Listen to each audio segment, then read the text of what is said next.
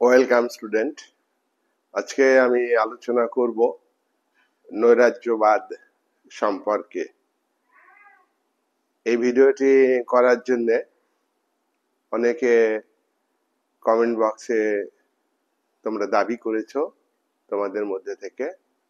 তা আজকে আমি এটা একটা গুরুত্বপূর্ণ মতবাদ, নৈরাজ্যবাদ, অ্যানার্কিজম। এটা আলোড়ন সৃষ্টিকারী একটা মতবাদ রাষ্ট্রবিজ্ঞান আলোচনার ক্ষেত্রে। দাবিটা তোমাদের অত্যন্ত প্রাসঙ্গিক।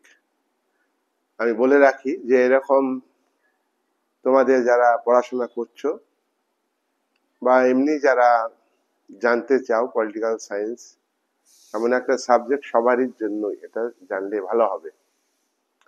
তো এ ব্যাপারে মন যদি চাই যে বিষয়ে আলোচনা করা দরকার, আমাকে এইভাবে জানালে আমি খুব খুশি হব এবং আমি উত্তর দেব। একটু দেরি হতে পারে, এটা আবেদন করার কয়েকদিন পরে। আরো কিছু আবেদন আছে যে নির্দিষ্ট বিষয়ের উপরে আলোচনা করার জন্য, সেগুলো আমি আলোচনা করব। আজকের আলোচনার বিষয় হলো নৈরাজ্যবাদ, অ্যানার্কিজম ইংরেজি শব্দ। দেখো, রাষ্ট্রবিজ্ঞান আলোচনার ক্ষেত্রে তোমরা পড়েছো উদারনীতিবাদী তত্ত্ব বা উদারনীতিবাদ, লিবারালিজম। তোমরা পড়েছো মার্কসিজম, একটা মতবাদ। রাষ্ট্রের প্রকৃতি সম্পর্কে তোমরা পড়েছো তোমার ব্যক্তি স্বাতন্ত্র্যবাদ। রাষ্ট্রের প্রকৃতি সম্পর্কে আবার উদারনীতিবাদের বিভিন্ন ভাগ আছে, সেগুলো আমার একাধিক ভিডিওতে আছে, তোমরা সেগুলো দেখছো। আবার মার্ক্সবাদ একটা গুরুত্বপূর্ণ মতবাদ, এ বিষয়ে আমার বহু ভিডিও আছে। মার্ক্সের যে 6টি মূলনীতি, সেগুলোর উপর আলাদা আলাদা ভিডিও আছে। অনেকদিন আগে আমি ভিডিও দিয়েছি, তোমরা দেখছো। আর ব্যক্তি স্বাতন্ত্র্যবাদের উপরে ভিডিও আছে। তা আজকের আলোচনাটা নৈরাজ্যবাদ একটা আন্দোলন বলতে পারো। এটা কোন সময়ের মতবাদ? এটা হচ্ছে 1850 সাল থেকে এই মতবাদের আবির্ভাব হয়েছে। 1850 সাল শতক হিসাবে কত? 19বিংশ শতকের মাঝামাঝি সময় থেকে, বা 19 শতকও বলতে পারো। এটা একটা বিপ্লব সৃষ্টিকারী একটা মতবাদ। এটা একটা উল্লাস উত্তেজনা সৃষ্টিকারী একটা মতবাদ। এটা একটা উদ্দাম রণনীতি নিয়ে আলোচনা। এই মতবাদ শাসকদের মধ্যে আতঙ্ক সৃষ্টি করেছে। দেখো, উদারনীতিবাদ অনুযায়ী উদারনৈতিক রাজনৈতিক ব্যবস্থাতে সেখানে ব্যক্তি স্বাধীনতা থাকবে, সম্পত্তির উপর ব্যক্তিগত মালিকানা থাকবে, কিন্তু রাষ্ট্রের ধ্বংস চাওয়া হয়নি। রাষ্ট্র যুক্তিসঙ্গতভাবে ব্যক্তির স্বাধীনতার উপর, ব্যক্তির সম্পত্তির মালিকানার উপরে হস্তক্ষেপ করতে পারবে। এটা উদারনীতিবাদে। আবার মার্ক্সবাদে শ্রেণী বিভক্ত রাষ্ট্রের, শোষণ ভিত্তিক রাষ্ট্রের সমালোচনা করা হয়েছে, কিন্তু সমাজতান্ত্রিক রাষ্ট্রকে সমর্থন করেছে। সোশ্যালিজমে সমাজতান্ত্রিক রাষ্ট্র থাকবে, ব্যক্তি মালিকানা উচ্ছেদ, রাষ্ট্রীয় মালিকানা প্রতিষ্ঠিত। আবার উদারনীতিবাদে ব্যক্তি মালিকানাকে প্রতিষ্ঠিত করা, ব্যক্তিগত স্বাধীনতাকে ক্ষুণ্ণ করা। আর ব্যক্তি স্বাতন্ত্র্যবাদ, সে আবার ব্যক্তি স্বাধীনতাকে আরো বেশি গুরুত্ব দিচ্ছে। ব্যক্তির নিজের কাজের উপর রাষ্ট্র হস্তক্ষেপ করবে না। ব্যক্তির দুই ধরনের কাজ আছে, একটা নিজস্ব কাজ, একান্ত নিজের, এটা এক্ষেত্রে রাষ্ট্র হস্তক্ষেপ করবে না, এই স্বাধীনতা ক্ষুণ্ণ হবে। আর ব্যক্তির পরকেন্দ্রিক কাজ করতে গিয়ে যদি অপরের স্বাধীনতা ক্ষুণ্ণ হয়, তাহলে সেই ব্যক্তির স্বাধীনতাকে ক্ষুণ্ণ করতে পারবে রাষ্ট্র। এইসব বক্তব্যের সঙ্গে নৈরাজ্যবাদীদের, অ্যানার্কিস্ট, নৈরাজ্যবাদী ইংরেজিতে বলে অ্যানার্কিস্ট, এই তত্ত্বটা রাশিয়াতে উদ্ভব হয়েছে। এই তত্ত্বটা রাশিয়াতে উদ্ভব হয়েছে। তাহলে এখানে আমরা দেখছি নৈরাজ্যবাদ উদারনীতিবাদের সঙ্গে মিল নাই। কিন্তু উদারনীতিবাদের বলা হয়েছে ব্যক্তিগত স্বাধীনতা, কিন্তু নৈরাজ্যবাদ ব্যক্তিগত স্বাধীনতাকে গুরুত্ব দিয়েছে। ব্যক্তিগত স্বাধীনতাকে গুরুত্ব দিয়েছে, কিন্তু কোন পরিবেশে ব্যক্তিগত স্বাধীনতা থাকবে উদারনীতিবাদ যা বলেছে, নৈরাজ্যবাদ তা বলেনি। নৈরাজ্যবাদ তাকে অস্বীকার করেছে। তাহলে আমরা দেখছি নৈরাজ্যবাদ এর মধ্যে এক সোশ্যালিজমের ধারণা আছে আবার। কিন্তু এখানে মার্ক্সবাদী যে সোশ্যালিজম, মার্ক্সবাদী সোশ্যালিজমে রাষ্ট্রকে স্বীকার করা হয়েছে, রাষ্ট্রকে গুরুত্ব দেওয়া হয়েছে। মার্ক্সবাদ অনুযায়ী সোশ্যালিজম বা সমাজতন্ত্র সম্পদের উপর ব্যক্তিগত মালিকানা উচ্ছেদ করে রাষ্ট্রীয় মালিকানা, রাষ্ট্রীয় মালিকানা মানে সর্বহারা শ্রেণীর মালিকানা। উৎপাদনের উপকরণের মালিক হবে সর্বহারা শ্রেণী, খেটে খাওয়া মানুষ। তাহলে এক্ষেত্রে নৈরাজ্যবাদ কিন্তু এই ধরনের রাষ্ট্রকে সমর্থন করছে না। টোটালি নৈরাজ্যবাদ বলছে রাষ্ট্র অনিষ্টকর, রাষ্ট্র মানুষের ক্ষতি করে, মানুষকে ধ্বংস করে, মানুষের নৈতিকতাকে নষ্ট করে দেয়। তাই রাষ্ট্রকে ধ্বংস করতে হবে, কৃত্রিম ভাবে ধ্বংস করতে হবে। মার্ক্সবাদীরা বলেছেন যে রাষ্ট্র বিলুপ্ত হবে। সেটা কিভাবে বলেছেন? আস্তে আস্তে সমাজতন্ত্র যখন উন্নত রূপ ধারণ করবে, সোশ্যালিজম থেকে কমিউনিজমে প্রতিষ্ঠিত হবে, সাম্যবাদে রূপান্তরিত হবে, তখন সমাজে আর স্টেটের প্রয়োজন থাকবে না, রাষ্ট্র আপনা আপনি উবে যাবে। নৈরাজ্যবাদীরা এইভাবে রাষ্ট্র আপনা আপনি উবে যাবে এটাকে স্বীকার করেনি। তাহলে নৈরাজ্যবাদীর সঙ্গে মার্ক্সবাদীর এখানে একটা বিরাট তফাৎ, মৌলিক তফাৎ। দেখো রাশিয়াতে জনগণ দীর্ঘদিন ধরে, দীর্ঘ 300 বছর ধরে জার তন্ত্র মানে পদের নাম জার, যেই ক্ষমতায় আসুক তারা সে জারে পরিণত হবে। এটা একটা পদ, এই পদে যে আসবে তার শাসন দ্বারা পরিচালিত হয়, সেজন্য এখানে জারতান্ত্রিক শাসন বলা হয়। এই শাসনে ভূমিদাস প্রথা ছিল, এ শাসনে কৃতদাস প্রথা ছিল, এ শাসনে রাশিয়ার অর্থনীতি ছিল কৃষিভিত্তিক, সামন্ততান্ত্রিক। এই অর্থনীতিতে কৃষকরা অবহেলিত ছিল, খেটে খাওয়া মানুষ খুব শোষিত বঞ্চিত ছিল, তাদের উপর অন্যায় অবিচার করত যার শাসকেরা। স্টেট মেশিনারি সম্পূর্ণভাবে সামন্ততান্ত্রিক মেশিনারি, এই মেশিনারির দ্বারা সাধারণ মানুষকে শোষণ করা হতো, অত্যাচার করা হতো। তাই রাশিয়ার সাধারণ মানুষের মুক্তি চাইছেন অ্যানার্কিস্টরা অর্থাৎ নৈরাজ্যবাদীরা মুক্তি চাইছেন। তারা রাশিয়ার সমাজে ন্যায় প্রতিষ্ঠিত করতে চাইছেন, রাশিয়ার মানুষকে শোষণ মুক্ত করতে চাইছেন, রাশিয়ার মানুষকে অত্যাচার মুক্ত করতে চাইছেন। কিন্তু এই মুক্ত করার ক্ষেত্রে যেখানে মার্ক্সবাদ বলছে যে ক্লাস স্ট্রাগল অনিবার্য, রেভলিউশন অনিবার্য, উৎপাদনের উপকরণের মালিকের সঙ্গে উৎপাদনের সঙ্গে যুক্ত শোষিত বঞ্চিত সর্বহারা শ্রেণী সংগ্রাম অনিবার্যভাবে হবে। উৎপাদন শক্তির মালিকের সঙ্গে উৎপাদনের উপকরণের মালিকানা থেকে বঞ্চিত মানুষের যে রিলেশন, প্রোডাকশন রিলেশন, সেটা কিন্তু ধরে রাখতে পারবে না, শাসক শ্রেণী পারবে না, উৎপাদনের উপকরণের মালিক শ্রেণীও পারবে। তখন সংগ্রাম অনিবার্য। অতীতে যেমন শোষিত মানুষরা যেমন সংগ্রাম করেই তাদের অধিকার প্রতিষ্ঠিত করেছে, সমাজের রূপান্তর ঘটিয়েছে, তেমনি পুঁজিবাদী সমাজেও ঘটবে, সামন্ততন্ত্রেরও ঘটবে। রাশিয়া তখন সামন্ততন্ত্র চলছে। তাহলে এখানে সাইন্টিফিক সোশ্যালিজম যেটা যেটা মার্কস এঙ্গেলস বলেছেন, সেই মতবাদকে সমর্থন করছেন না। এরা এরা এরা এরা যে ব্যক্তিগত স্বাধীনতার কথা বলছেন, মার্ক্সবাদী সর্বহারার একনায়কত্বকে বেশি গুরুত্ব দিয়েছিলেন বিপ্লবী সোভিয়েত ইউনিয়নের কমিউনিস্ট পার্টি বলশেভিক পার্টির নেতা ভ্লাদিমির ইলিচ লেনিন।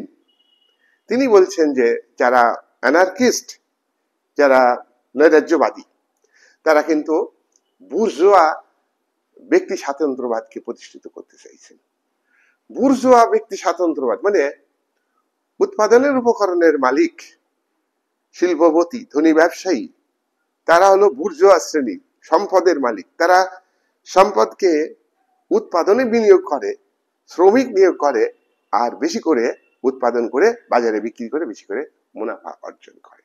আর এই মুনাফার অর্থ পুনরায় ইনভেস্ট করে উৎপাদনের জন্য। এইভাবে তারা মূলধন বাড়িয়ে চলে, এখানে স্টেট বাধা দিবে না। এই অর্থনীতিকে অ্যানার্কিস্টরা গুরুত্ব দিচ্ছেন, এটা লেনিন বলেছেন। লেনিন কিন্তু বুর্জোয়া অর্থনীতিকে, বুর্জোয়া ব্যক্তি স্বাতন্ত্র্যবাদকে সমর্থন করেন না। লেনিন মার্ক্সবাদী, মার্ক্সবাদ ব্যক্তি স্বাতন্ত্র্যবাদকে স্বীকার করে না। সম্পদের উপর ব্যক্তিগত মালিকানা, ব্যক্তির বিভিন্ন ধরনের স্বাধীনতা, অধিকার, স্বাধীনভাবে কথা বলা, স্বাধীনভাবে চলাফেরা, স্বাধীনভাবে সমবেত হওয়া, সংঘ গঠন করা, স্বাধীনভাবে পেশা গ্রহণ করা, এটা কিন্তু সোশ্যালিজমে স্বীকার করা হয় না। এটা মার্ক্সবাদে স্বীকার করা হয় না। মার্ক্সবাদের সমষ্টিগত মালিকানা, রাষ্ট্রীয় মালিকানা, উৎপাদনের উপকরণের মালিক হবে রাষ্ট্র, আর রাষ্ট্রের প্রত্যেকটা মানুষ, ইচ অ্যান্ড এভরিবডি, তারা হবে সর্বহারা শ্রেণী, তারা হবে সবাই উৎপাদক, উৎপাদন করবে। যে কাজ করবে না সে খেতেও পাবে না। রাইট টু ওয়ার্ক অর্থাৎ কাজের অধিকার, কম্পালসারি, কাজ করতেই হবে ভাই। এই ধরনের যে ব্যাখ্যা, আলোচনা, সেটা কিন্তু ব্যক্তি স্বাতন্ত্র্যবাদ নয়। তাহলে আমরা দেখছি ব্যক্তি স্বাতন্ত্র্যবাদী এটা হলো বুর্জোয়া তাত্ত্বিক দিক, কিন্তু যারা অ্যানার্কিস্ট তারা বলছেন যে আমরা বুর্জোয়াদের স্বার্থে, বুর্জোয়াদের জন্য ব্যক্তি স্বাধীনতার কথা বলছি না, আমরা বলছি সাধারণ মানুষের ব্যক্তিগত স্বাধীনতার কথা বলছি। আমরা বলতে চাইছি শোষণ, যারা শোষিত, বঞ্চিত, লাঞ্ছিত, অত্যাচারিত, সেই সব মানুষের মুক্তি চাইছি, সেই সব মানুষের অধিকার চাইছি, সেই সব মানুষের স্বাধীনতা চাইছি। তাই নৈরাজ্যবাদ এইটাকে নৈরাজ্য সৃষ্টি করেছে এই জারতন্ত্র। অরাজকতা চলছে, আইনের অনুশাসনের নামে শাসকের অনুশাসন, অত্যাচারীদের অনুশাসন। এই শাসনকে আমরা প্রতিবাদ করছি, এই শাসনকে আমরা ধিক্কার জানাচ্ছি। এই যে এই শাসনে ব্যক্তির আত্মিক বিকাশ হবে না, এই শাসনে রাজনৈতিক দাসত্ব আছে, রাজনৈতিক দাসত্ব। অর্থাৎ শাসকরা যা বলবে সেই জায়গায় সাধারণ মানুষকে মেনে নিতে হবে। শাসকরা মুষ্টিমেয় ব্যক্তির স্বার্থে রাষ্ট্র কাঠামোকে, পুলিশ, মিলিটারি, গোয়েন্দা, আমলা, জনপ্রতিনিধি, সামন্ত প্রভু, আইনসভা সবকিছুকে কাজে লাগিয়ে সাধারণ মানুষের ব্যক্তিগত স্বাধীনতা কেড়ে নিচ্ছে, সাধারণ মানুষকে দাসত্ব গিরি করতে বাধ্য করছে। তাই নৈরাজ্যবাদ এসবের বিরুদ্ধে। নৈরাজ্যবাদ কি চাই? তাহলে নৈরাজ্যবাদীরা বলছেন একটা এমন সমাজ করতে হবে যেখানে স্টেট থাকবে না, স্টেটলেস রাষ্ট্র।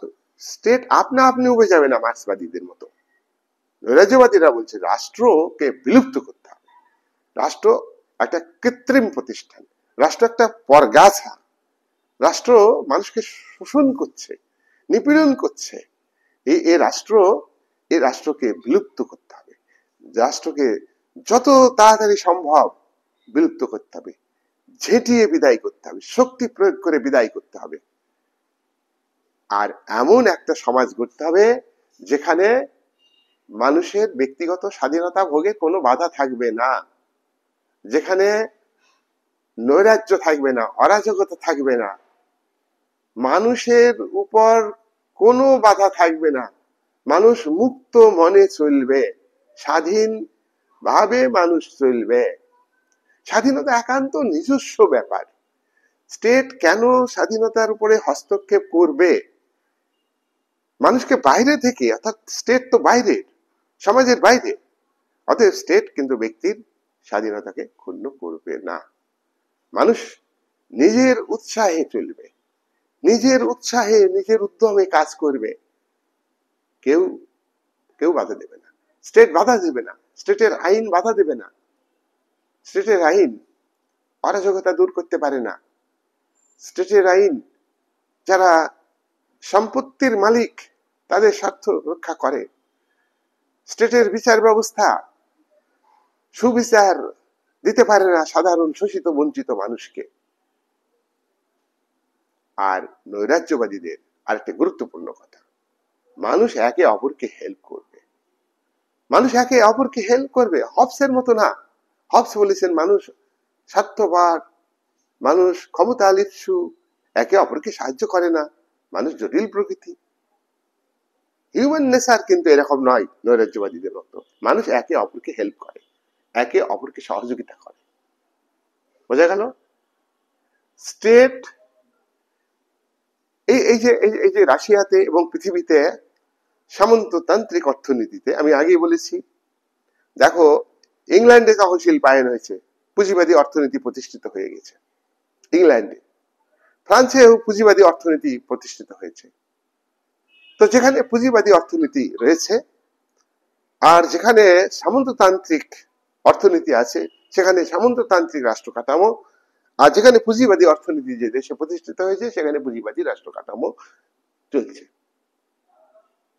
তো সব রাষ্ট্র কাঠামোতেই রাষ্ট্র অনিষ্টকর, সকল অনিষ্টের মূলে হলো রাষ্ট্র। নৈরাজ্যবাদীদের বক্তব্য, সকল অনিষ্টের মূলে হলো রাষ্ট্র। রাষ্ট্রের মধ্যেই পুঁজিবাদী স্বভাব আছে। রাষ্ট্র থাকলেই পুঁজিবাদী ধর্ম, পুঁজিবাদী অর্থনীতি, পুঁজিবাদী অত্যাচার, পুঁজিবাদী শোষণ। মালিক শ্রমিককে শোষণ করে, মালিক শ্রমিককে কম মজুরি দেয়, ন্যায্য মজুরি থেকে বঞ্চিত রাখে। যে পরিমাণ দ্রব্য উৎপাদন করে শ্রমিক মানুষ, তাদের উৎপাদিত পণ্য বিক্রি করে যে অর্থ হয় তার সামান্য মজুরি হিসাবে দিয়ে থাকে। এখানে মার্ক্সের বক্তব্যের সঙ্গে মিল আছে। কিন্তু এই অত্যাচারী পুঁজিবাদী রাষ্ট্র, এই state machinery, capitalist country, state machinery, রাজনৈতিক প্রশাসক, অরাজনৈতিক প্রশাসক, আমলা, গোয়েন্দা, পুলিশ, মিলিটারি, প্রতিরক্ষা বাহিনী, জেলখানা, সবকিছু ব্যবহার হয় বুর্জোয়াদের স্বার্থ রক্ষা করবার জন্য। তাই এই স্টেট পাওয়ারকে সংকুচিত করতে হবে, তাই এই স্টেটকে সমূলে ধ্বংস করতে হবে। স্টেটের কোনো রুল থাকবে না, স্টেটের দ্বারা দণ্ড থাকবে না, দণ্ড মানে পানিশমেন্ট থাকবে না। এই দণ্ডের কথা কৌটিল্য তার অর্থশাস্ত্র গ্রন্থে উল্লেখ করেছে। যাই হোক, ওই প্রসঙ্গে আমি যাচ্ছি না। তাহলে দণ্ড শক্তি থাকবে না রাষ্ট্রের। কেন? তাহলে কিন্তু পুঁজিবাদী রাষ্ট্রে দণ্ড শক্তি, শাস্তি দানের শক্তি রাষ্ট্রের আছে। পুঁজিবাদী রাষ্ট্রে আইন আছে, এই আইন মুষ্টিমেয় ব্যক্তির স্বার্থ রক্ষা করে। এ আইন শ্রেণী নিরপেক্ষ নয়, এর আইন গরিব মানুষকে শোষণের হাতিয়ার হিসাবে ব্যবহার করে। পুঁজিবাদী সরকারের বিচার বিভাগ শ্রেণী নিরপেক্ষ নয়, পুঁজিবাদী সরকারের বিচার বিভাগ শাসক শ্রেণীর দ্বারা প্রভাবিত হয়, শাসক শ্রেণীর দ্বারা নিযুক্ত হয়, প্রভাবিত হয়। সুবিচার সাধারণ মানুষকে দিতে পারে না। তাই তাই এগুলোর অবসান ঘটাতে হবে, এটা নৈরাজ্যবাদী তত্ত্বে বলা হচ্ছে। তাহলে একটা সমবায় ভিত্তিক সমাজ গঠন করতে হবে, একটা সংঘ ভিত্তিক সমাজ গঠন করতে হবে। এ সংঘ হচ্ছে মহাসংঘ গড়ে তুলতে হবে, যেখানে সমস্ত মানুষ ব্যক্তিগতভাবে একান্ত মনের দিক থেকে স্বাধীন ভাবে মানুষ চলবে, কাজ করবে, একে অপরকে সহযোগিতা করবে। আমি বলেছি নৈরাজ্যবাদীদের মতে হিউম্যান নেচার কিন্তু হিংস্র নয়। ও পশ্চিমী দার্শনিক, ইতালির দার্শনিক ম্যাকিয়াভেলি বলেছেন মানুষ ব্যভিচারী, অনাচারী, পাপাচারী। হিউম্যান নেচার সম্পর্কে ওনাদের এই ধারণা লকের থিওরির সঙ্গে মিল নেই কিন্তু। তো যাই হোক, এখানে নৈরাজ্যবাদীরা ওই হবসের মতো মানুষকে ভাবেননি, এখানে নৈরাজ্যবাদীরা ম্যাকিয়াভেলির মতো মানুষকে ভাবেননি। যাই হোক, এই যে অ্যানার্কিজম, এর আক্ষরিক অর্থ আছে। অ্যানার্কিজমের আক্ষরিক অর্থ আমি এখন আলোচনা করব।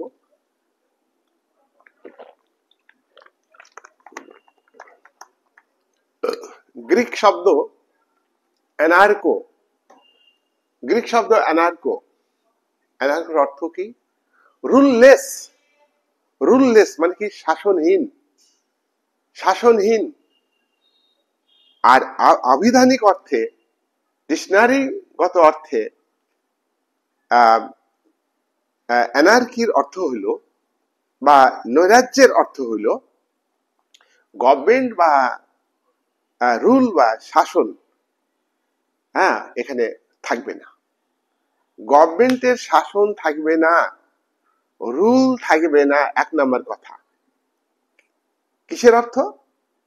অ্যানার্কোর অর্থ, অ্যানার্কো অর্থ, অ্যানার্কো গ্রিক শব্দ, এর থেকে অ্যানার্কি শব্দটি এসছে। অ্যানার্কিজম অর্থাৎ নৈরাজ্যবাদ সৃষ্টি হয়েছে।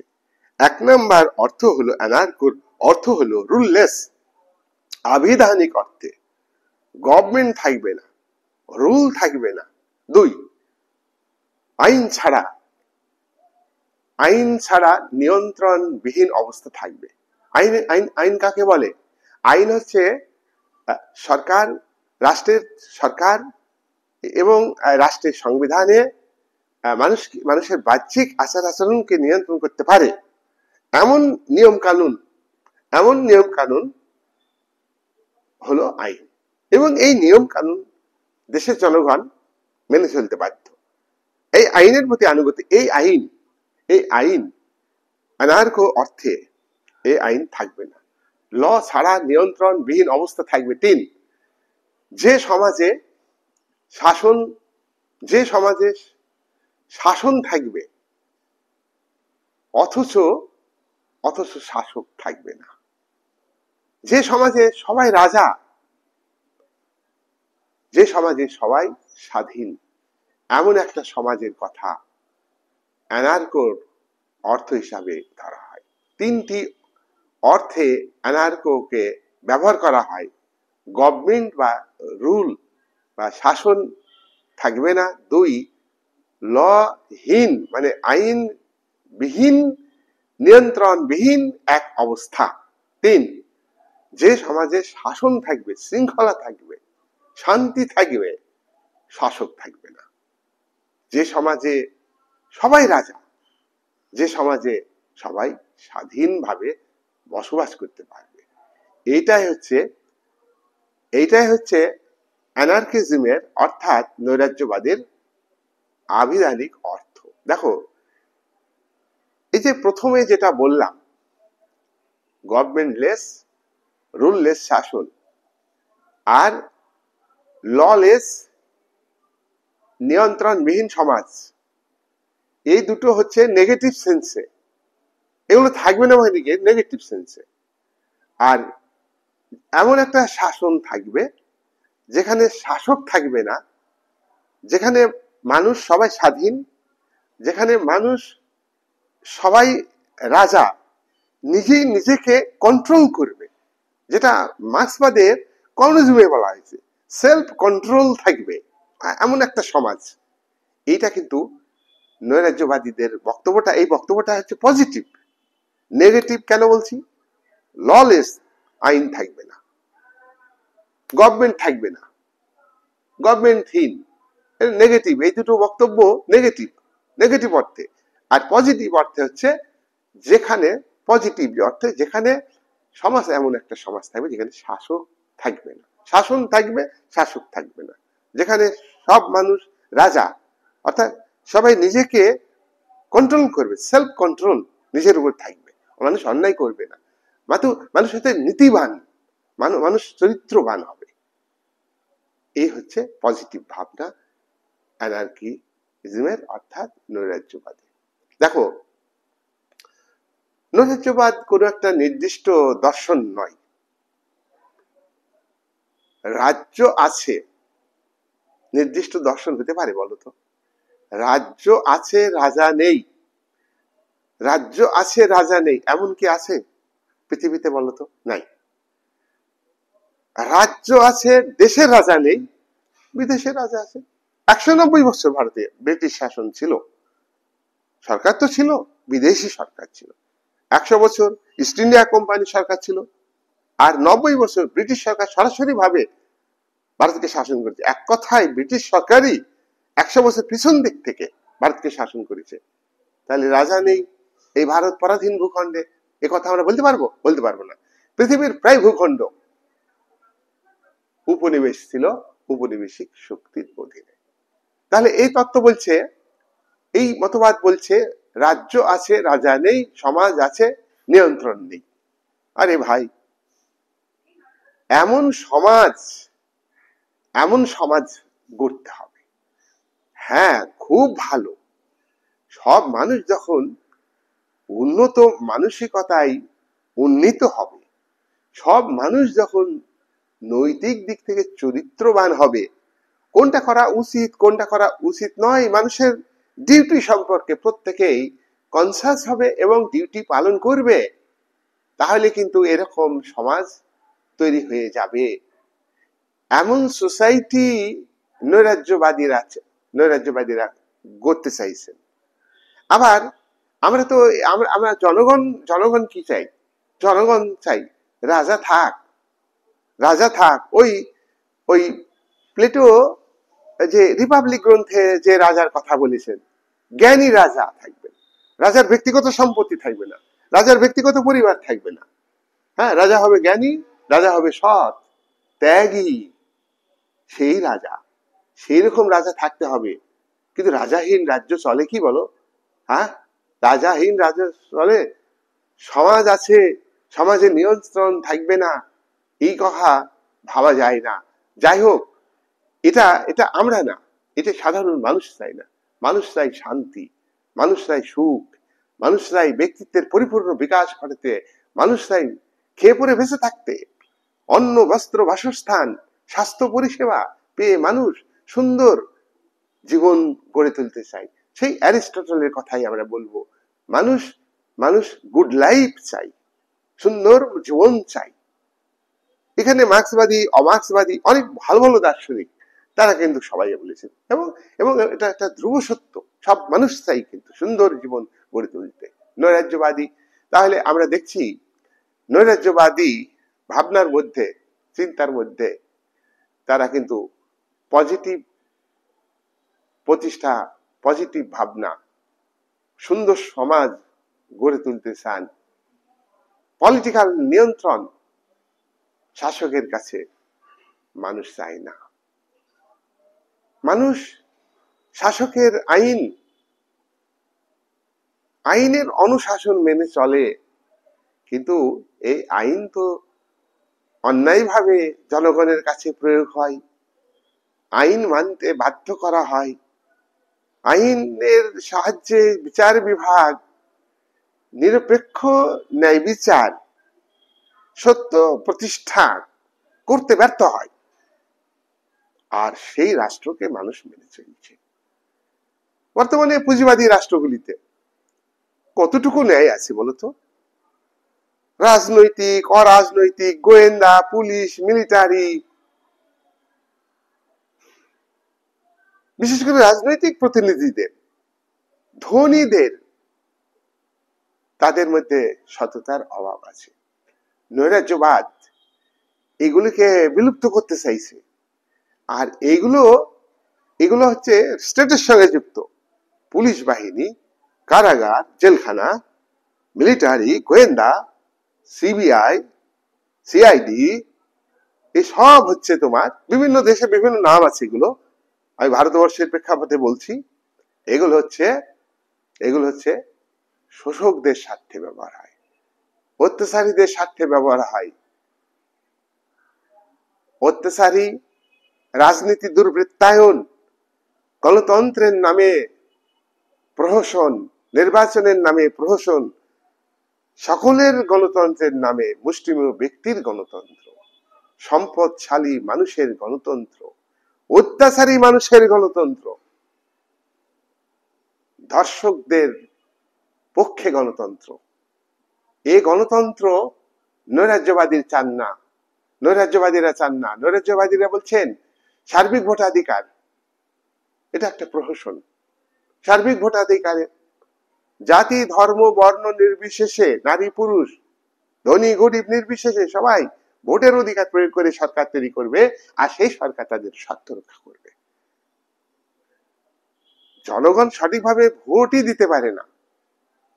ভোটের অধিকার বহু লড়াই করে মানুষ পেয়েছে, বহু প্রাণের বিনিময়ে, রক্তের বিনিময়ে। ইংল্যান্ডে প্রথম সার্বিক ভোটাধিকার পেয়েছে। প্রথমে ধনীরা ভোটের অধিকার পেয়েছিল। যারা কর দিবে তারা ভোটের অধিকার পাবে, যারা সম্পত্তির মালিক তারা ভোটের অধিকার পাবে, তারপরে তারা শুধু পুরুষরাই ভোটের অধিকার পাবে। অনেক লড়াইয়ের মধ্য দিয়ে চাপে পড়ে ব্রিটিশ পার্লামেন্ট একাধিকবার রিফর্মস অ্যাক্ট পাস করে ভোটের অধিকার দিয়েছে। আর আমাদের মতো সদ্য স্বাধীনতা প্রাপ্ত দেশগুলিতে সংবিধানে সার্বিক ভোটাধিকারের কথা বলা হয়েছে। ভারতের 326 ধারে তোমরা জানো যে সার্বিক ভোটাধিকারের কথা বলা হয়েছে। তো এইখানে তুমি দেখো কতটা নির্বাচন নিরপেক্ষ হয়। বাহুবল, অর্থ দিয়ে প্ররোচনা, অর্থ দিয়ে মানুষকে বিভ্রান্ত করে ভোট কিনে নেয়। নির্বাচন কমিশন কখনোই নিরপেক্ষ নয়। নির্বাচন কমিশন শাসক শ্রেণীর দ্বারা নিয়ন্ত্রিত। নির্বাচন কমিশনের নিজস্ব আলাদা কোনো কর্মী বাহিনী নেই। কেন্দ্রীয় সরকারের কর্মী, রাজ্য সরকারের কর্মী, অফিসার, তারাই নির্বাচন কমিশনের সদস্য। আর যুক্তরাষ্ট্রীয় কাঠামোতে কেন্দ্রীয় নীতিকে রাজ্য বাস্তবায়িত করে। তাই বাস্তবায়নের ক্ষেত্রে রাজ্যে যে সরকার থাকবে নির্বাচন কমিশনকে ব্যবহার করবে। ভোটার তালিকা থেকে শুরু করে সমস্ত জায়গাতে কারচুপি, জালিয়াতি, নির্বাচনের দিন জালিয়াতি, অফিসারদের, নির্বাচন কমিশনের অফিসার যারা নির্বাচন করেন প্রত্যক্ষভাবে তারা পর্যন্ত বিভ্রান্ত হয়ে যান। তাই সার্বিক ভোটাধিকার মানুষের সুখ দিতে পারে না, শান্তি দিতে পারে না। তাই সুখ, শান্তি, সার্বিক ভোটাধিকার যাতে সব মানুষ পেতে পারে তার অনুকূল পরিবেশ তৈরি করতে হবে। মানুষ নিজের উদ্যমে, উৎসাহে এই পরিবেশ মানুষ তৈরি করবে, স্টেট করতে পারবে না। নৈরাজ্যবাদীদের বক্তব্য স্টেট করতে পারবে না। স্টেট মানুষের আজকে নয়া উদারনীতিবাদীরা বলছেন রাষ্ট্র হবে responding state, government is responding government, দায়িত্বশীল গভর্নমেন্ট। জনগণ, রাষ্ট্রের প্রশাসন অংশীদারত্ব প্রশাসন, অর্থাৎ প্রশাসনের সঙ্গে বেশি বেশি করে জনগণ যুক্ত হবে। ও ক্ষমতা বিকেন্দ্রীকরণের কথা বলেছে। লোকাল মানুষের হাতে, গ্রামের মানুষের হাতে ক্ষমতা দিতে হবে, শহরের মানুষের হাতে ক্ষমতা দিতে হবে, নিজেদের সমস্যা নিজেরা সমাধান করতে হবে। এগুলো কি কার্যকরী হয়? কার্যকরী হয় না। পুলিশ মানুষের নিরাপত্তা দিতে পারে? নারীদের উপর যে ধর্ষণ হচ্ছে পুলিশ নিরাপত্তা দিতে পারছে? ধর্ষণ করার পরে তাদের হত্যা করা হচ্ছে, ধর্ষকদের ধরতে পারছে? এখানে যারা আমলা তারা রাজনৈতিক প্রতিনিধিদের দ্বারা প্রভাবিত হয়ে তারা তথ্য প্রমাণ লুটপাটের সঙ্গে যুক্ত থাকছে। এই হচ্ছে পুঁজিবাদী রাষ্ট্রের চরিত্র। এটা হবেই নৈরাজ্যবাদীদের বক্তব্য। তাই মানুষকে পরিবেশ সুন্দরভাবে গড়ে দিতে হবে। স্বাধীন গণতান্ত্রিক আন্দোলন স্বাধীন ভাবে তারা যাতে অধিকার পায়, যথাযথভাবে অধিকার পায়, তাদের উৎসাহ উদ্যমকে কাজে লাগাতে পারে, তার জন্য একটা সুন্দর পরিবেশ তৈরি, একটা সুন্দর সমাজ করতে হবে। বিদ্যমান সমাজ পারবে না, নৈরাজ্যবাদীদের বক্তব্য। বিদ্যমান সমাজে অন্যায় আছে, পীড়ন আছে, অসঙ্গতি আছে, শোষণ আছে, অবিচার আছে। এসবের বিরুদ্ধে আমাদের সংগ্রাম, এসবের বিরুদ্ধে আমরা আমাদের বিপ্লব। কোন নৈরাজ্যবাদী হিংসাকে সাপোর্ট করেছে, যে সোজা আঙুলে ঘি না উঠলে আঙুলকে বেঁকাইতে হবে। কি উন্মত্ততা, জনতা উত্তেজিত হবে, ধ্বংসমূলক কাজ করবে। যদি গণতান্ত্রিক পথে না হয়, তাহলে জনগণ ন্যায় বিচারের জন্য, মানুষের নিরাপত্তার জন্য, অন্যায় অত্যাচার পীড়নের বিরুদ্ধে বন্ধ করাবার জন্য মানুষ হিংসার আশ্রয় নেবে। এই বক্তব্য কোন নৈরাজ্যবাদী তুলে ধরেছেন। আজকে পুঁজিবাদী রাষ্ট্র কাঠামোতে আজকে ক্যাপিটালের আধিপত্য, মূলধনের আধিপত্য। ক্যাপিটালিস্টরা মূলধন বিনিয়োগ করে উন্নত মানের যন্ত্র ব্যবহার করে, ম্যানেজমেন্ট তৈরি করে, ইঞ্জিনিয়ারদের দ্বারা পরিচালনা করে ব্যাপক পরিমাণে প্রোডাকশন করছে এবং দেশে বিদেশে অবাধে বিক্রি করছে। তার কারণ আজকে পুঁজিবাদী নয়া উদারনীতিবাদী তত্ত্ব অনুযায়ী সীমাবদ্ধ যে রাষ্ট্রের তত্ত্বকে গ্রহণ করেছে পৃথিবীর বিভিন্ন দেশ, সেখানে কিন্তু পুঁজিবাদী সরকার, ডেমোক্রেটিক সরকার পাহারা দিবে পুঁজির মালিকদের, তারা যাতে কোনো অসুবিধায় না পড়ে। ফ্রি মার্কেট ওয়ার্ল্ড বেসিসে, ন্যাশনাল বেসিসে নয়, ইন্টারন্যাশনাল বেসিসে ফ্রি মার্কেট, ইন্টারন্যাশনাল বেসিসে ফ্রি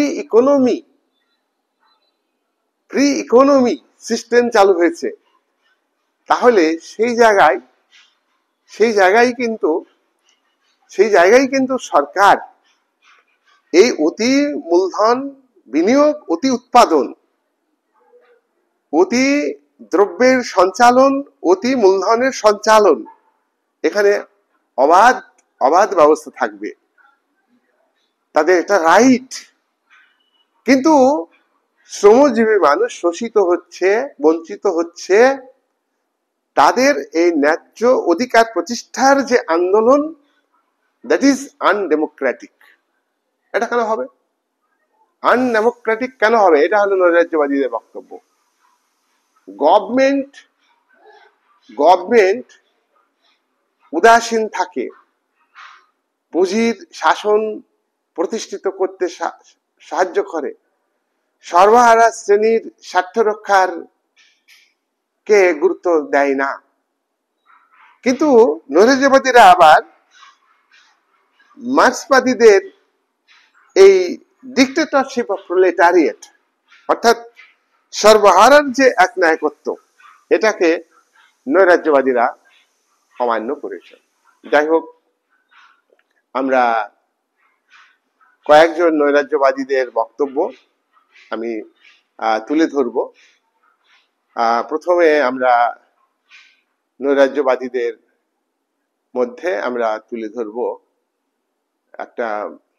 কয়েকজন ব্যক্তির আমরা নৈরাজ্যবাদীর কথা তুলে ধরব, যে তারা কি বলছেন। আর নৈরাজ্যবাদীদের মধ্যে কারো সম্পর্কে বিস্তারিত আলোচনা আছে। তোমরা যদি তাদের বক্তব্যটা আলাদা করে ভিডিও চাও, আমি পরে জানাবো। আজকে একটা সামগ্রিক আলোচনা।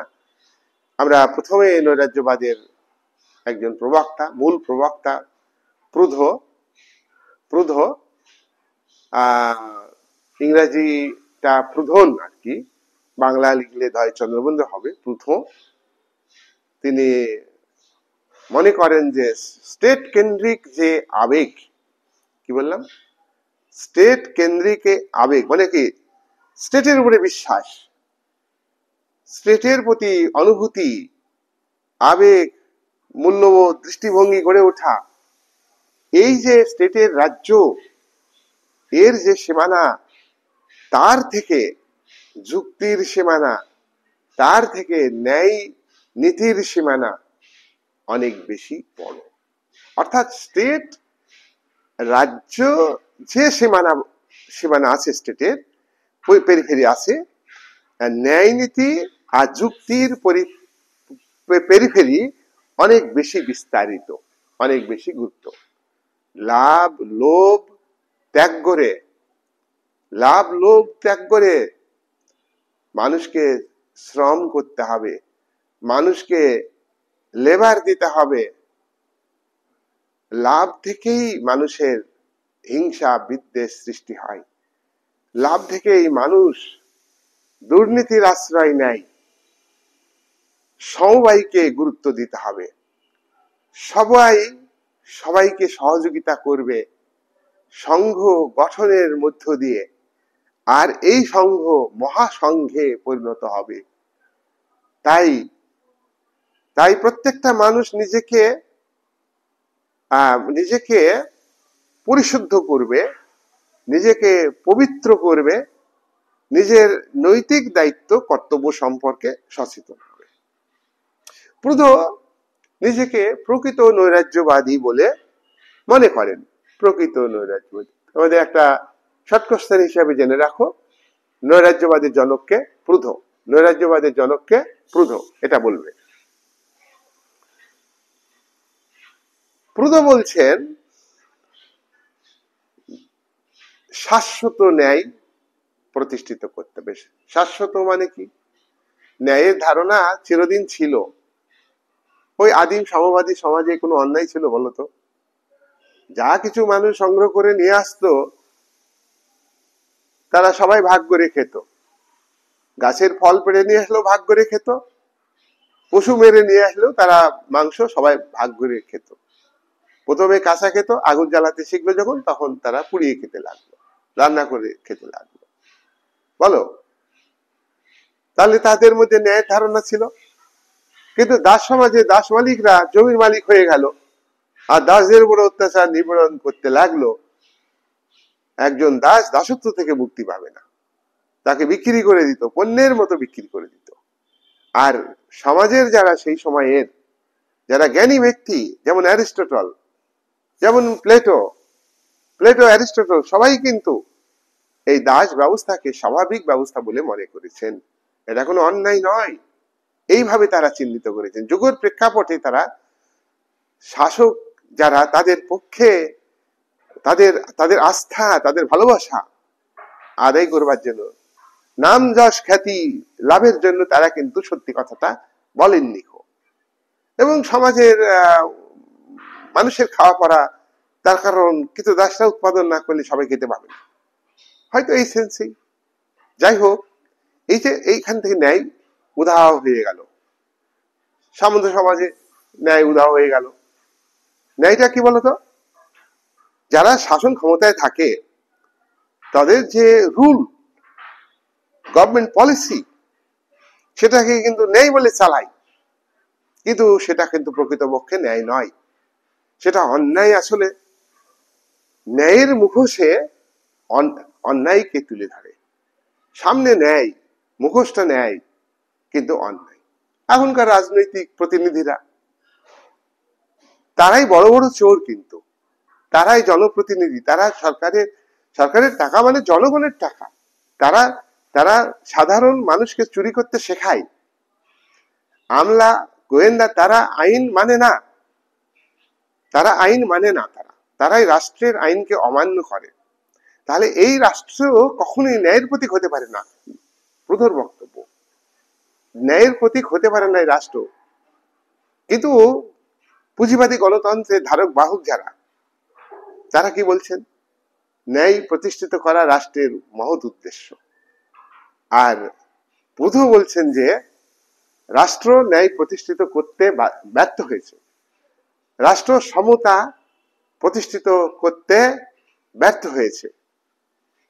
দেখো, যেখানে ন্যায় থাকবে না, যেখানে সমতা থাকবে না, কিন্তু ব্যক্তিগত সম্পত্তি আছে, সম্পদের উপর ব্যক্তিগত সম্পত্তি আছে, মালিকানা আছে, তাহলে সেখানে কিন্তু ন্যায় প্রতিষ্ঠিত হবে না। ওই সম্পত্তি হচ্ছে অনিষ্টের মূল কারণ। ওই সম্পত্তি থেকে লোভ হবে, ওই সম্পত্তিকে বাড়ানোর জন্য, সম্পত্তিকে টিকে রাখার জন্য তারা অন্যায় করবে, অবিচার করবে, তারা মার্ডার করবে, তারা খুন করবে, রাজধানী করবে, গন্ডগোল তৈরি করবে, সাম্প্রদায়িক সম্প্রীতি নষ্ট করবে। তাহলে ন্যায়ভিত্তিক সমাজ প্রতিষ্ঠিত করতে হবে এবং প্রকৃত সাম্যভিত্তিক সমাজ প্রতিষ্ঠিত করতে হবে, যেখানে আইন শ্রেণী নিরপেক্ষভাবে কাজ করবে, যেখানে স্টেট যদি থাকে, স্টেট শ্রেণী নিরপেক্ষভাবে কাজ করবে। কিন্তু প্রধান বক্তব্য, এই স্টেট হচ্ছে নৈরাজ্য সৃষ্টিকারী স্টেট। এই স্টেট কখনোই, এই স্টেট হচ্ছে মানুষের লোভ তৈরি করে। যেখানে সম্পত্তির অধিকার থাকবে, মানুষের মধ্যে লোভ আসবেই, সেখানে ন্যায় প্রতিষ্ঠিত হবে না, সেখানে সাম্য প্রতিষ্ঠিত হবে না। এ হলো প্রথম বক্তব্য, সংক্ষেপে বললাম। বেঞ্জামিন ট্রাকার আরেকজন নৈরাজ্যবাদী, অ্যানার্কিস্ট। বেঞ্জামিন ট্রাকার ব্যক্তি স্বাধীনতাকে সমর্থন করেন। দেখো, আমি বলেছি ব্যক্তি স্বাতন্ত্র্যবাদী একটা মতবাদ আছে রাষ্ট্রবিজ্ঞানে, তোমরা জানো, সেখানে ব্যক্তি স্বাধীনতাকে গুরুত্ব দেওয়া হয়। তাহলে বেঞ্জামিন ট্রাকার তো ব্যক্তি স্বাধীনতাকে গুরুত্ব দিচ্ছেন, তাহলে কি বেঞ্জামিন ট্রাকার ব্যক্তি স্বাতন্ত্র্যবাদী দার্শনিক? না ভাই, বেঞ্জামিন ট্রাকার কিন্তু ব্যক্তি স্বাতন্ত্র্যবাদী দার্শনিক। তখন ব্যক্তি স্বাতন্ত্র্যবাদীরা স্টেট কন্ট্রোলকে স্বীকার করেছেন, স্টেটের নিয়ন্ত্রণকে স্বীকার করেছেন। রিজনেবল রেস্ট্রিকশন ব্যক্তির উপরে থাকবে, ব্যক্তির স্বাধীনতা থাকবে, রিজনেবল। জন স্টুয়ার্ট মিল ব্যক্তি স্বাতন্ত্র্যবাদী, তিনি বলেছেন ব্যক্তি যখন নিজের কাজ করবে, ওটা একান্ত নিজের, সেখানে স্টেট হস্তক্ষেপ করবে না, স্টেট ঘুরেও তা হবে না। কিন্তু ব্যক্তি যখন পরকেন্দ্রিক কাজ করবে, অপরের কাজ করতে যাবে, তখন অপরের কাজ করতে গিয়ে অন্য স্বাধীনতা কেড়ে নিতে পারে, ক্ষুণ্ণ হতে পারে, সেক্ষেত্রে স্টেট এগিয়ে এসে তার স্বাধীনতার উপর নির্ভর। এইরকম বেঞ্জামিন ট্রাকার এই ধরনের ব্যক্তি স্বাধীনতার কথা বলেননি। বেঞ্জামিন ট্রাকার বলছে এখানে there is no state, there is no government, there is no rule, there is no public administration। এমন একটা সোসাইটি থাকলে তবেই প্রত্যেকটা মানুষ, ইচ অ্যান্ড এভরিবডি ব্যক্তিগতভাবে স্বাধীনতা ভোগ করতে পারবে। স্টেট মেশিনারি, ক্যাপিটালিজমে স্টেট মেশিনারি অপশাসন চালায়, শাসনের নামে অপশাসন, শাসনের নামে অনাচার অবিচার করে। এর অবসান চাই।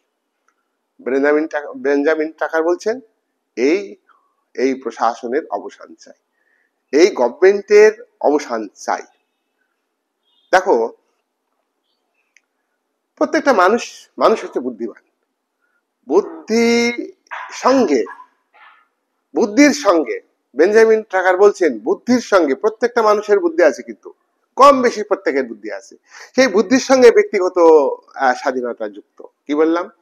ব্যক্তিগত স্বার্থ যুক্ত, বুদ্ধির সঙ্গে ব্যক্তিগত স্বার্থ যুক্ত। এখন বুদ্ধির সঙ্গে ব্যক্তিগত স্বার্থ, বুদ্ধির বিকাশ আর ব্যক্তিগত স্বার্থ সিদ্ধি হওয়াটা, এটা কিন্তু অন্যায় নয়। পার্সোনাল ফ্রিডম ছাড়া সুখ নেই। স্বাধীন মতো খাবো, স্বাধীন মতো ঘুমাবো, স্বাধীন মতো উঠবো, স্বাধীন মতো বসবো, স্বাধীন মতো জামা পরবো, এই যে একটা মানসিক দিক থেকে একটা পুরো free, this is the freedom. এখানে কোনো কন্ট্রোল থাকবে না স্টেটের, আর স্টেট এক্ষেত্রে যদি হস্তক্ষেপ করে, বেঞ্জামিন টাকার বলছেন যে ট্যাক্স আরোপ করা যাবে না, স্টেট ট্যাক্স আরোপ করা যাবে না। অবশ্য স্টেট ট্যাক্স আরোপ না করলে স্টেটের আয় কোথায় থেকে আসবে?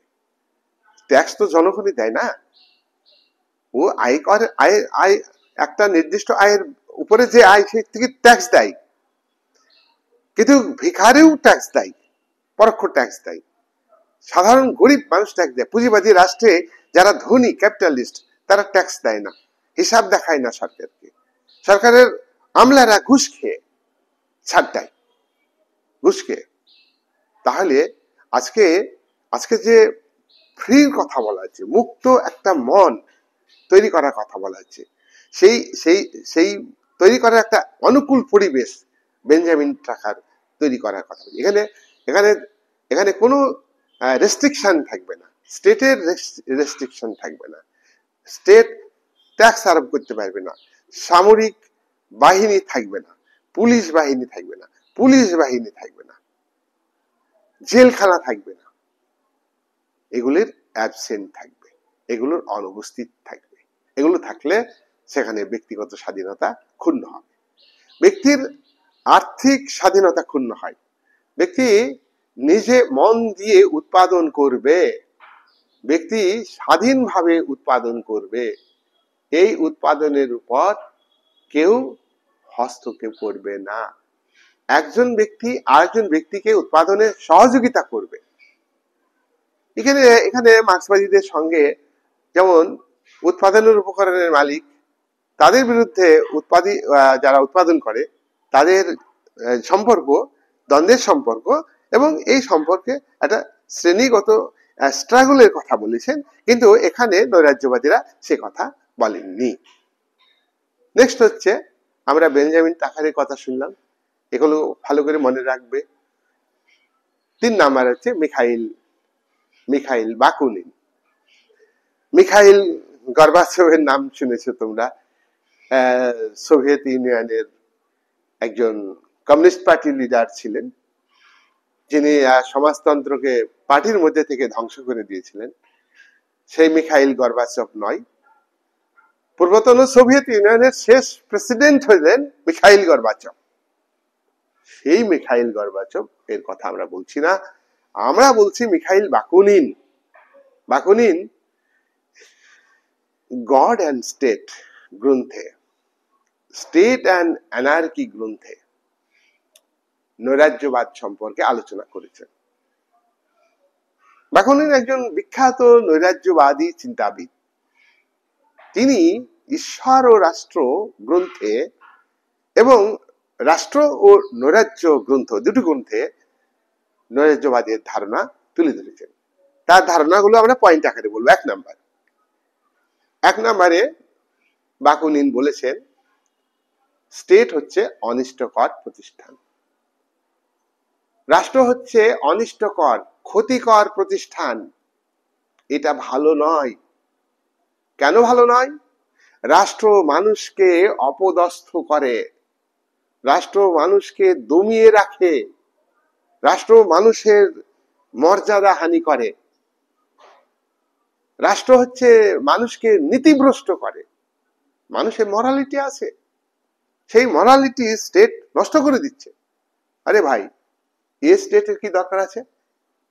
এইটা হচ্ছে বাকুনিনের প্রথম বক্তব্য। 2, স্টেট যদি থাকে, আমরা দেখছি যে স্টেট আছে, ও রাশিয়ায় স্টেট আছে, ও আমেরিকাতে স্টেট আছে, ইংল্যান্ডে স্টেট আছে। পৃথিবী একাধিক স্টেটে বিভক্ত। স্টেট কিন্তু ভাগ ভাগ হয়ে যাচ্ছে সব। আঞ্চলিক বৈষম্য, অর্থনৈতিক বৈষম্য আন্দোলন হচ্ছে। এই যে পাকিস্তান ভাগ হয়ে গেল, পুরো পাকিস্তান বাংলাদেশ হয়ে গেল। তাহলে ভাগ হয়, আবার জোড়াও লাগে। আমরা দেখি, ধরো জার্মানি, ও ভাগ হয়ে গেছিল, আবার দুই জার্মানির লোক এক হয়ে বার্লিনের বড় প্রাচীর শাবল গাইতি দিয়ে ভেঙে 2 জার্মানি এক হয়ে আজকে একটি শক্তিশালী জার্মান রাষ্ট্র তৈরি হয়েছে। তো রাষ্ট্রের সীমানা, ভূখণ্ড বাড়ে কমে, আবার টুকটাক সীমানা দখল করে নেয়, তাহলে কিন্তু রাষ্ট্রের সার্বভৌমত্ব ক্ষুণ্ণ হয় না। ওই যে আকসাই অঞ্চল ভারতের অংশ, ও লাদাখের এখন অংশ, তো দখল করে নিচ্ছে, তখন কাশ্মীরের অংশ ছিল, কি তাই তো? 1962 সালে চীন দখল করে নিয়েছে, এতে ভারতের সার্বভৌমত্ব ক্ষুণ্ণ হয়নি, কিন্তু ভারতের ক্ষতি হয়েছে, ভারতের সম্মান মর্যাদা ক্ষতি হয়েছে। যাই হোক, স্টেট হচ্ছে স্টেটকে চূড়ান্ত ভাবে সংকোচন করতে হবে। হ্যাঁ, সকলের স্বার্থ এবং কল্যাণের নামে স্টেট কি করে? সকলের স্বার্থের কথা বলে। ওই যে 1930-এর দশক, 1940-এর দশক, 1950-এর দশক, 1960-এর দশক, সারা পৃথিবীতে স্টেটের যে আদর্শ ছিল সেটা হলো ওয়েলফেয়ার স্টেটের আদর্শ। রাষ্ট্র জনস্বার্থ করবে, জনকল্যাণ করবে, রাষ্ট্র কখনোই জনস্বার্থ বিরোধী কোনো আইন পাশ করবে না, রাষ্ট্র জনস্বার্থকে ক্ষুণ্ণ করবে না। এ কত ভালো ভালো কথা পুঁজিবাদী রাষ্ট্রে আমরা দেখতে পাই। তার আগে কি ছিল? রাষ্ট্র পুলিশি রাষ্ট্র, রাষ্ট্র শুধু আইন শৃঙ্খলা রক্ষা করবে। 1930-এর দশকের আগে এটা ছিল। যখন পুঁজিবাদ সংকটে পড়লো, বিপদ, শ্রমিক বিক্ষোভ হচ্ছে, পুঁজিবাদী ব্যবস্থা বাতিল হয়ে যাবে, সোশ্যালিজম প্রতিষ্ঠিত হতে পারে, তাই বাঁচার জন্য মানুষকে ধোঁকা দিল ওয়েলফেয়ার স্টেট। আবার ওয়েলফেয়ার স্টেট চালাতে পারলো না, অর্থনীতি সংকট আবার সৃষ্টি হলো। আজকে সীমাবদ্ধ রাষ্ট্র আজকে আরো বড় বড় আদর্শের কথা বলেছে, রেসপন্ডিং স্টেট, রেসপন্ডিং গভর্নমেন্ট, এই সমস্ত কথা রাষ্ট্রের আদর্শের সঙ্গে যুক্ত। কিন্তু এই রাষ্ট্র কিন্তু সকলের স্বার্থ কেড়ে নেয়। এটা হলো মিখাইল বাকুনিনের বক্তব্য। রাষ্ট্র কল্যাণের নামে প্রত্যেকের স্বাধীনতা কেড়ে নিচ্ছে। 3 নাম্বার বক্তব্য কি? স্টেটের পাওয়ার। বাকুনিন বলছেন স্টেটের পাওয়ার, স্টেটের যে ক্ষমতা স্টেটের নামে ব্যবহার করে কে? ব্যবহার করে স্টেট না, স্টেট হচ্ছে বিমূর্ত। স্টেটের ক্ষমতাকে ব্যবহার করে গভর্নমেন্ট। গভর্নমেন্ট হচ্ছে একটা মূর্ত প্রতিষ্ঠান, চোখে দেখা যায়, পরিবর্তন হয়, স্টেট পরিবর্তন হয় না। যে যাই হোক, এই স্টেটের ক্ষমতা সরকার ব্যবহার করে, এই ক্ষমতা একটা অধ্যত্বের প্রকাশ। স্টেট যারা অন্যায়ের প্রতিবাদ করে তাদের কণ্ঠ স্তব্ধ করে দেয়। স্টেট গণতান্ত্রিক আন্দোলনকে দমিয়ে দেয় পুলিশের সাহায্যে, মিলিটারির সাহায্যে। দুর্বৃত্ত দুষ্কৃতী যারা, তাদেরকে স্টেট কন্ট্রোল করতে পারে না। তাদের সঙ্গে সময়ে স্টেট মেশিনারির এক একটা পার্ট যুক্ত থাকছে, অন্যায় কাজের সঙ্গে স্টেট মেশিনারি যুক্ত থাকছে। তাহলে স্টেটের এটা একটা অধ্যত্ব। আরে ভাই, ক্ষমতা আছে বলি একজন মহিলাকে ধর্ষণ করে তার বডি জোর করে পুড়িয়ে দিচ্ছে একটা কমিশনার, একটা চিফ মিনিস্টার, একটা প্রাইম মিনিস্টার আছে দেশের। স্টেট কি একদম বাস্তবের সঙ্গে, নৈরাজ্যবাদীদের এই বক্তব্য বাস্তবের সঙ্গে মিল আছে। এটা তো অধ্যত্ত, স্টেটের একটা অধ্যত্ত। আমার শক্তি আছে, আমার পুলিশ বাহিনীতে ডেড বডি পুড়িয়ে দেবো।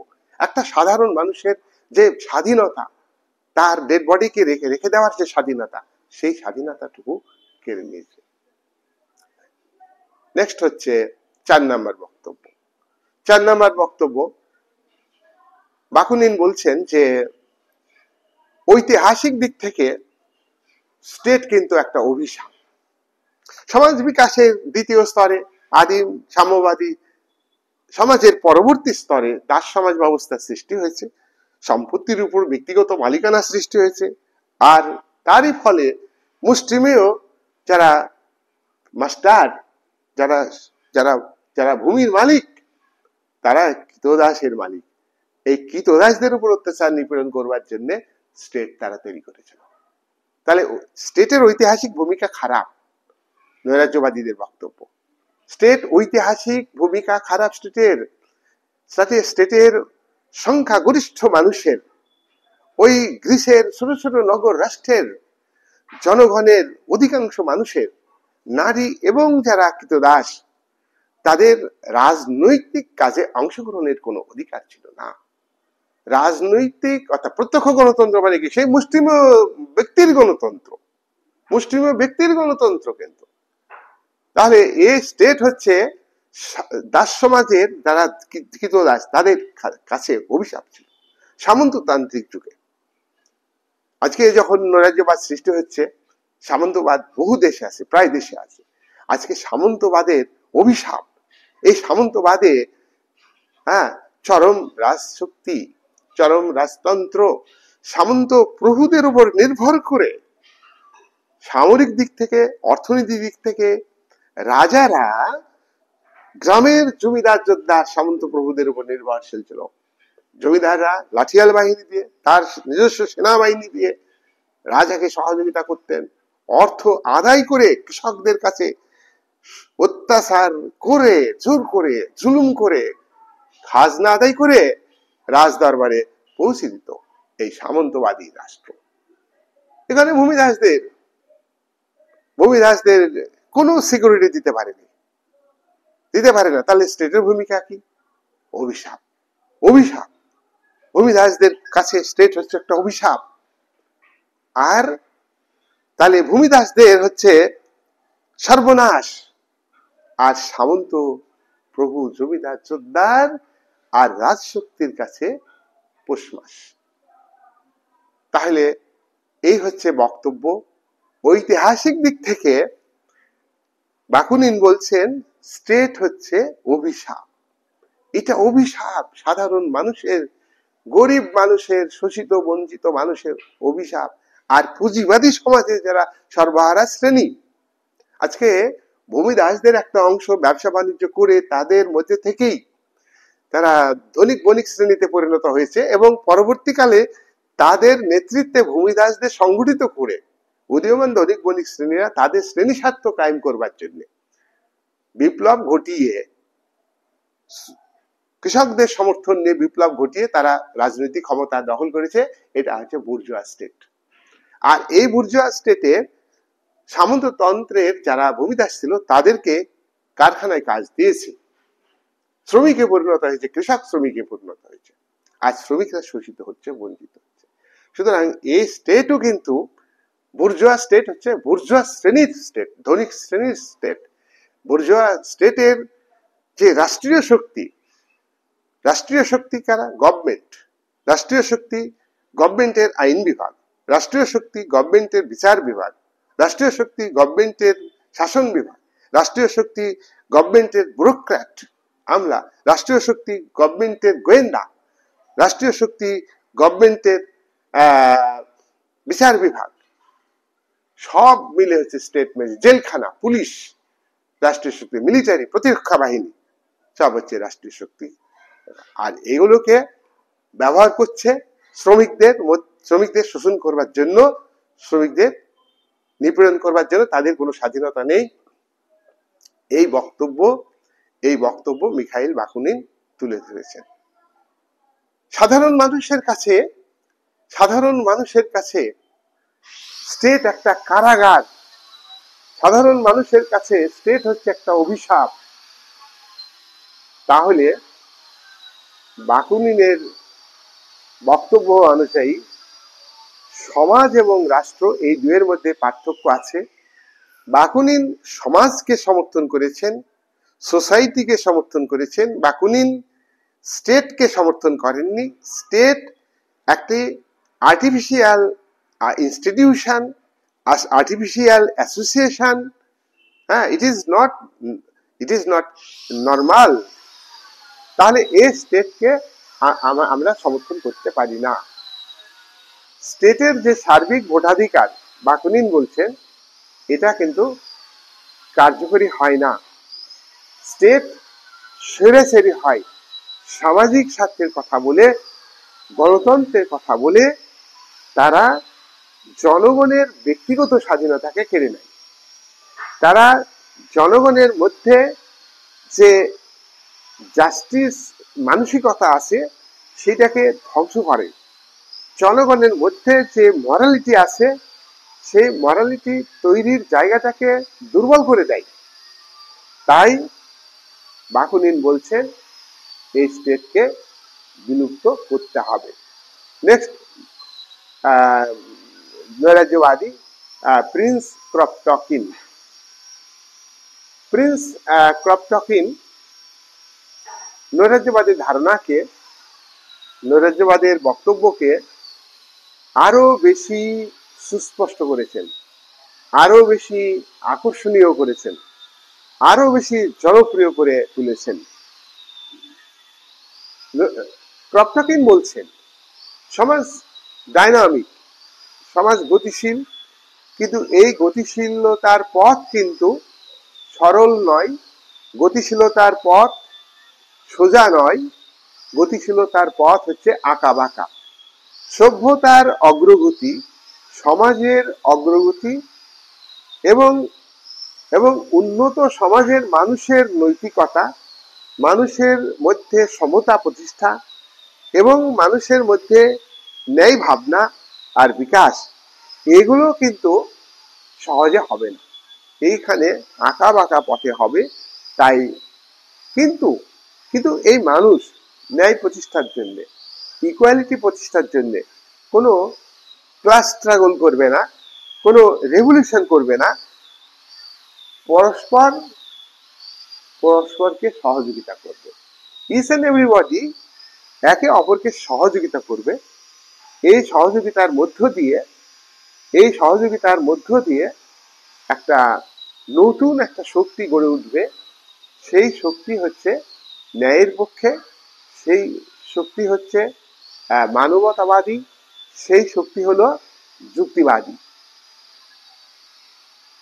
মানুষের মধ্যে যে মনুষ্যত্ব, মানুষের মধ্যে যে ব্যক্তিত্ব, পার্সোনালিটি, প্রতিভা, সেটা কিন্তু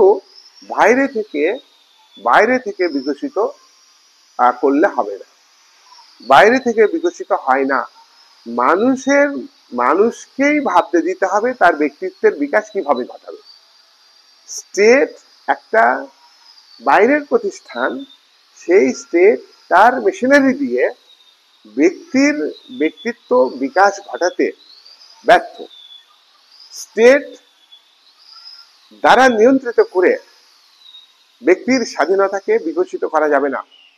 স্টেটের মহৎ উদ্দেশ্য বলে মুখে গণতন্ত্র প্রতিষ্ঠিত করা, স্টেটের মহৎ উদ্দেশ্য মুখে বলে ন্যায় প্রতিষ্ঠিত করা, ন্যায় বিচার প্রতিষ্ঠিত করা, মানুষের দুঃখ কষ্ট দূর করা।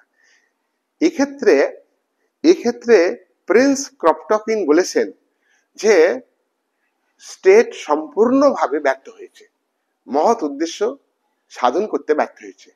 মানুষের দুঃখ কষ্ট অভাব অত্যাচার, মানুষের উপরে অনাচার অবিচার, এগুলি স্টেট দূর করতে পারেনি, মানুষকে শোষণ মুক্ত করতে পারেনি। হতদরিদ্র কৃষকদের, হতদরিদ্র শ্রমজীবী মানুষের, খেটে খাওয়া মানুষের দুঃখ কষ্ট আর্থিক দৈন্যতা অভাব স্টেট দূর করতে ব্যর্থ হয়েছে। তাই ক্রপটকিন বলছেন সম্পত্তির উপর ব্যক্তিগত মালিকানা তুলে দিতে হবে। সম্পত্তির উপর ব্যক্তিগত মালিকানা থাকলেই সম্পদ ব্যক্তিগত কয়েকজন ব্যক্তির হাতে কেন্দ্রীভূত হবে। তাই সম্পত্তির উপর ব্যক্তিগত মালিকানা তুলে দিতে হবে। সম্পত্তির উপর ব্যক্তিগত মালিকানা আছে বলেই সমাজ করাপশন যুক্ত হচ্ছে। সমাজের যাদের সম্পদ আছে তাদের সম্পদকে বৃদ্ধি করবার জন্য পাহাড় পর্বতের সম সম্পদ মূলধন তৈরি করবার জন্য তারা কিন্তু করাপশন করছে, দুর্নীতি করছে, লোক ঠকাচ্ছে, গভর্নমেন্টের জনগণের পয়সা আত্মসাৎ করছে, আর্থিক দুর্নীতির সঙ্গে যুক্ত হচ্ছে। তাই ব্যক্তিগত সম্পত্তি তুলে দিতে হবে। আর স্টেট আছে বলে স্টেটকে সম্পদশালীরা নিজেদের স্বার্থে ব্যবহার করছে, গণতন্ত্রের নামে, সাধারণতন্ত্রের নামে, হ্যাঁ, এখানে বিভিন্ন ধরনের সরকার টার্ম ব্যবহার করে বিভিন্ন দেশ বিভিন্ন ভৌগোলিক অবস্থানের প্রেক্ষাপটে কোন দেশ এককেন্দ্রিক, কোন দেশ যুক্তরাষ্ট্রীয়, কোন দেশে রাজনৈতিক পরিস্থিতি অনুযায়ী, কোন দেশে সংসদীয় গণতন্ত্র, কোন দেশে রাষ্ট্রপতি শাসিত সরকার, হ্যাঁ হ্যাঁ, কোন দেশে সামরিক সরকার, কোন দেশে নিয়মতান্ত্রিক রাজতন্ত্র, এই যে বিভিন্ন ধরনের শাসন করে তারা ডেমোক্রেসি প্রতিষ্ঠার কথা বলছে, তারা জাস্টিস প্রতিষ্ঠার কথা বলছে, কিন্তু তারা কিন্তু এটা করতে ব্যর্থ হয়েছে, মানুষের দুঃখ কষ্ট ব্যর্থ হয়েছে। তাই সম্পত্তি এই বিরোধিতা করেছে, এই ব্যক্তিগত মালিকানার বিরোধিতা করেছে নৈরাজ্যবাদ, আর সম্পত্তির উপরে ব্যক্তিগত মালিকানার বিরোধিতা করেছে, আর চার্চের অবসানের কথা বলেছেন। তাহলে রাষ্ট্রের বিলুপ্ত করতে হবে, চার্চ বিলুপ্ত করতে হবে। হ্যাঁ, এখানে ধর্মকে ব্যবহার করে কিছু মানুষ ধর্মযাজক তারা শোষণ করছে, অত্যাচার করছে। তা আর ব্যক্তিগত সম্পত্তি মালিকানা আছে বলেই এই টার্মটাকে ব্যবহার করে এই কিছু মানুষ তারা সম্পদের পাহাড় জমি ফেলছে। তাই তাই তাই বলছেন রাষ্ট্র ক্ষতিকর প্রতিষ্ঠান, অনিষ্ট প্রতিষ্ঠান, এর অবসান চাই। সম্পত্তি ব্যক্তি স্বার্থ সিদ্ধি করার একটা পথ, এই সম্পত্তির অধিকার থাকবে না। হ্যাঁ, এগুলো হচ্ছে বেকারত্ব সৃষ্টি করছে, এগুলো অপুষ্টি করছে, ঋণের মাঝে মাঝে ঋণের বোঝা বৃদ্ধি করছে, হ্যাঁ, কৃষকদের শোষণ করছে, শ্রমিকদের শোষণ করছে। এসবের বিরুদ্ধে হচ্ছে নৈরাজ্যবাদ। তাহলে নৈরাজ্যবাদী তত্ত্বের আমি শেষ করব। নৈরাজ্যবাদ উদারনীতিবাদের বিরুদ্ধে একটি মতবাদ, আলোড়ন সৃষ্টিকারী আন্দোলন, মুভমেন্ট। নৈরাজ্যবাদ এটা একটা সুনির্দিষ্ট